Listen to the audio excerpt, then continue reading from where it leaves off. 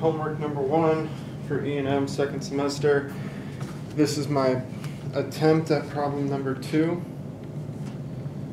The question says the long wire carries a steady current I1. Nearby the long wire is a square loop of wire with resistance R, side length A. You apply a force on the loop away from or toward the wire so that the loop maintains a constant velocity V.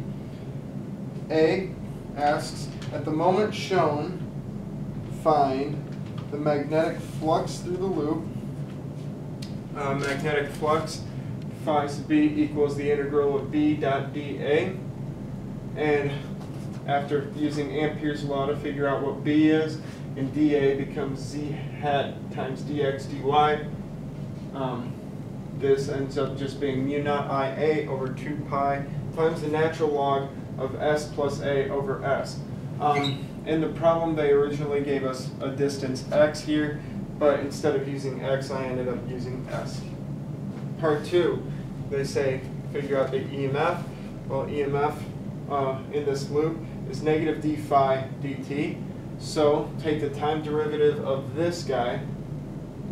The only thing dependent on time in here is S, so we can take that and take the time derivative, and what we end up with is mu naught IA squared over 2 pi times the quantity S plus A times S times the velocity. Part 3, wanted the induced current in the loop, and I induced is equal to the EMF, which we just calculated, divided by the resistance, which they tell us is R. So all it is what we got here with an extra factor of R in the denominator. Part 4 wants to know the power dissipated in the loop. So power equals I squared R. So we know what I is, so we can just square this. And what ends up happening when we multiply it by R, this ends up becoming a 1 over R squared. One of the R's cancel, and it ends up being this term squared times 1 over R. Letter B said determine the magnetic force on the loop and the power you need to supply to keep the loop moving at a constant velocity as a function of position x. This I went out on a limb on, and I said that the EMF is equal to the integral of F from the magnetic field times dl.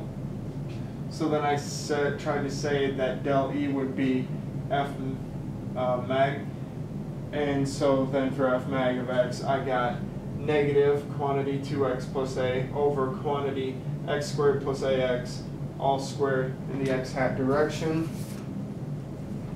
I wasn't sure how to figure out what the power was, and for part C,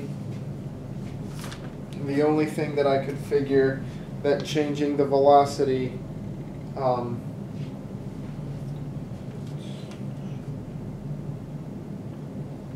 if the velocity, the only thing I could figure out what would change if the velocity would be parallel to the current would be that this would be in the y hat direction instead of the x hat direction, but that's all I could come up with.